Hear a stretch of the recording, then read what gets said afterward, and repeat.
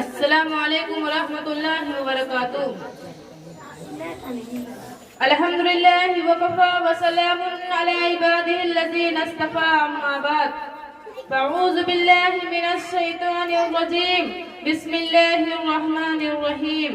قل هل يستوي الذین يعلمون والذین لا يعلمون، وقال رسول اللہ صلی اللہ علیہ وسلم او کما قال علیہ الصلاۃ والسلام۔ علم ایک ایسی دولت ہے جو لٹتی نہیں، علم ایک ایسی دولت ہے جو لٹتی نہیں، خرچ کرنے سے کبھی گھٹتی نہیں۔ اور پھر نہ تم کرنا کبھی تسنا لبی کے سکوے، اور پھر نہ تم کرنا کبھی تسنا لبی کے سکوے، آج میں کھانے کا میں کھانا اٹھا لاؤں گی۔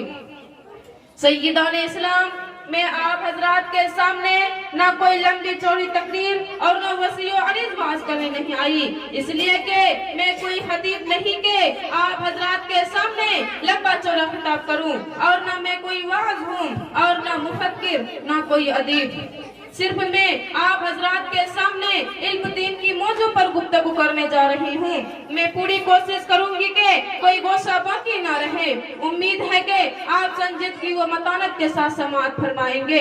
آپ حضرات نے علم دین کی فضیلت و اہمیت کو بہت ساری کتابوں میں پڑھا ہوگا، بہت سارے مفکروں سے سنا ہوگا، بہت سارے دانشوروں سے سنا ہوگا، بہت سارے مقرروں و خطیبوں سے سنا ہوگا۔ میں بھی آپ حضرات کے روبرو اسی عنوان پر گفتگو کرنے کے ارادے سے آئی ہوں۔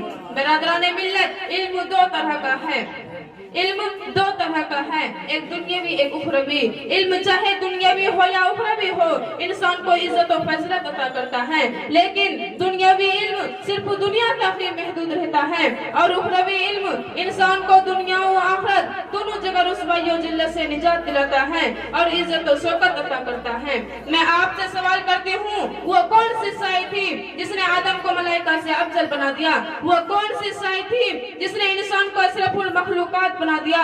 وہ کون سی سائی تھی جس کی برکت کی وجہ سے اللہ نے انسان کو خلیفہ بنایا؟ وہ کون سی سائی تھی جس کی فضیلت کی بنا پر رب کائنات نے حضرت سلیمان علیہ السلام کو یہ اختیار تھا کہ 3 اشیاء میں جس کو چاہے پسند فرمائے، علم، مال، سلطنت۔ حضرت سلیمان نے علم کو پسند فرمایا، لیکن خدا تعالیٰ نے مال و سلطنت کو علم کے ساتھ عطا فرمایا۔ اب میں انہی چند باتوں پر میں اپنی تقریر کو ختم کرتی ہوں۔ وما علینا الا البلاغ۔